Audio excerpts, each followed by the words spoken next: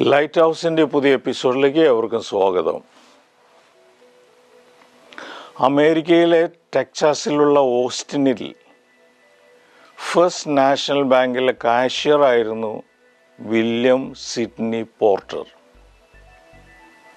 ഇടപാടുകാർക്ക് ആവശ്യമുള്ള പണം കൗണ്ടറിൽ നിന്നും സ്വയം എണ്ണിയെടുക്കുന്ന ഒരു സംവിധാനം അവിടെ നിലനിന്നിരുന്നു. പണം എടുക്കുന്നവർ തങ്ങളുടെ പേരും എടുത്ത തുകയും രജിസ്റ്ററിൽ എഴുതി ഒപ്പിടണമെന്നു മാത്രം. ഇതിൻ്റെ മേലന്വേഷണം നടത്തുന്ന ജോലിയായിരുന്നു പോർട്ടറിൻ്റേത്. ഒരിക്കൽ ബാങ്കിൻ്റെ മേലുദ്യോഗസ്ഥർ പരിശോധനയ്ക്ക് എത്തിയപ്പോൾ $3000 കുറവ് അവർ കണ്ടെത്തി.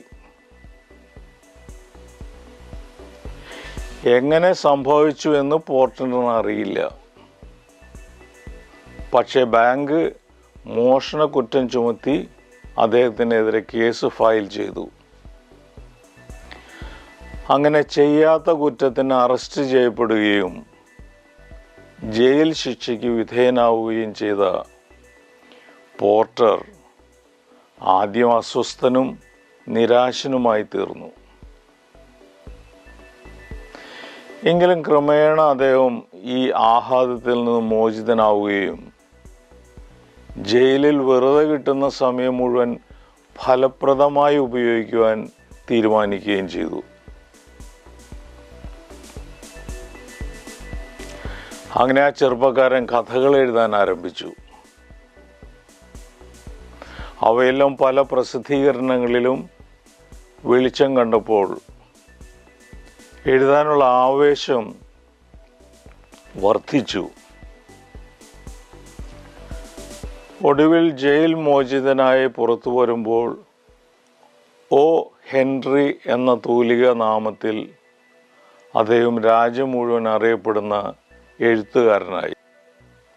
മനുഷ്യ മനസ്സുകളുടെ സുഗന്ധം പരത്തുന്ന ഒ ഹെൻറിയുടെ കഥകളെല്ലാം 1 നൂറ്റാണ്ട് പിന്നിട്ടിട്ടും ഇന്നും ജനഹൃദയങ്ങളെ സ്വാധീനിക്കുന്ന രചനകളാണ്. നമ്മുടെ ജീവിതത്തിലും ദുരന്തങ്ങളും വേദനകളും അനീതികളുമൊക്കെ സഹിക്കാനിട വന്നേക്കാം. പക്ഷേ ദുരിതങ്ങളെ ഓർത്ത് ദുഃഖിച്ച് ആയുസ് പാഴാക്കുന്നത് ബുദ്ധിശൂന്യതയാണ്.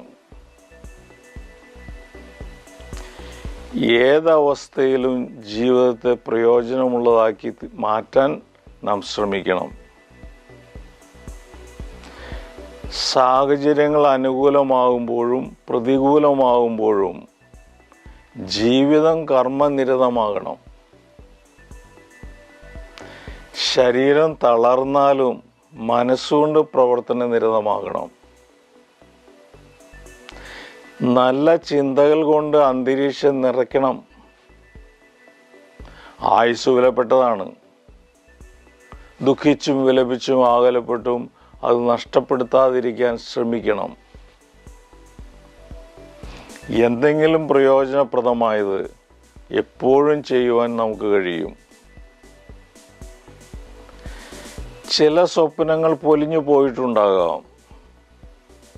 പക്ഷെ പുതിയ സ്വപ്നങ്ങൾ കാണാൻ കഴിവുണ്ടെങ്കിൽ നഷ്ടങ്ങൾ ലാഭങ്ങളായി മാറുമെന്ന് ഒ ഹെൻറിയുടെ ജീവിതം നമ്മെ പഠിപ്പിക്കുന്നു.